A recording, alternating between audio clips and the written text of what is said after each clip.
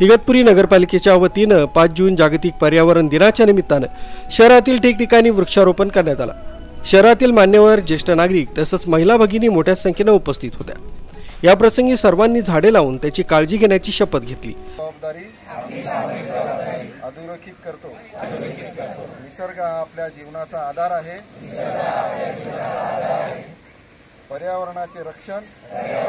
तर मुख्याधिकारी आढाव यांनी आपलं मनोगत व्यक्त करून पर्यावरणासंबंधी अधिक माहिती दिली। आपण अनेक वर्षांपासून बोलतो, ऐकतो, त्याचे परिणाम आपण सगळे आज भोगतो पण आहोत।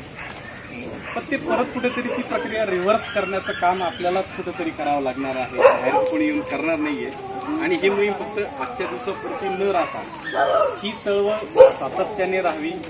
आणि राजू देवळेकर, न्यूज 7 मराठी, इगतपुरी।